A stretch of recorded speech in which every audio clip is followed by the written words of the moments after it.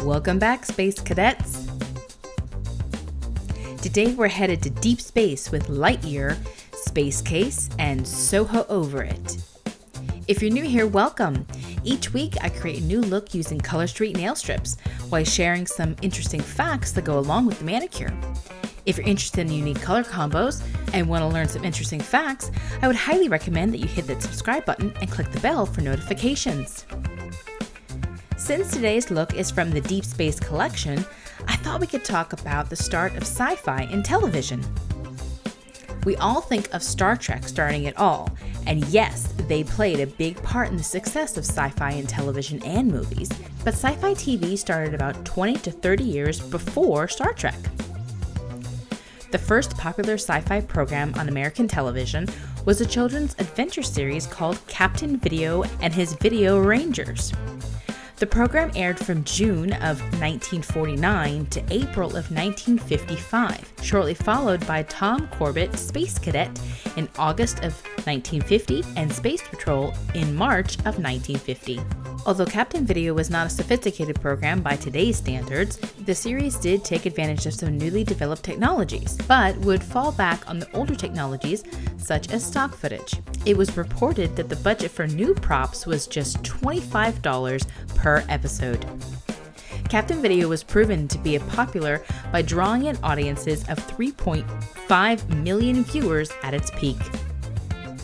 Flash Gordon and Buck Rogers were two other popular space heroes from the big screen that made their way to the small screen in the 1950s. Though not as successful as Captain Video, they played a critical role in the inspiration of George Lucas and the opening crawl of the Star Wars series. In the 1960s, Twilight Zone aired, and in 1963, the episode Nightmare at 20,000 Feet, a young William Shatner starred as a man convinced a hideous monster was lurking on the wing of the airplane, even though no one else on the plane saw it. This helped Shatner launch his career and would lead him to, you guessed it, Star Trek. The series began in 1966 and was conceived by screenwriter and producer Gene Roddenberry. Star Trek depicted a future of galactic exploration and struggle, with all grades of humanity working together to explore the stars in a similar manner to the pioneers of the Old West in America. But did you know the pilot was actually made in 1964 but was never aired? This pilot starred Jeffrey Hunter as Captain Christopher Pike and was regarded to be too intellectual and slow-moving by the network.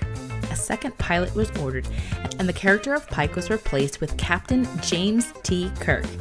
All of the original cast in the 1964 pilot were also replaced, with the exception of the one Leonard Nimoy, who played Spock. The original series only lasted for 3 seasons and wasn't an instant hit. By the 1970s, the show achieved cult classic status and developed an influence in pop culture. Star Trek eventually would spawn a franchise with 8 television shows, including The Next Generation, Deep Space Nine, and Voyager, 13 feature films with both the original and Next Generation cast, as well as a reboot in 2009 with Chris Pine as Kirk.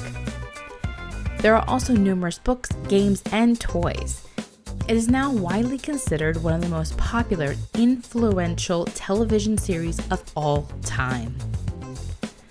Thank you for traveling to the final frontier with me today. Hope you enjoyed this brief history of sci-fi television, and we'll see you for the next one.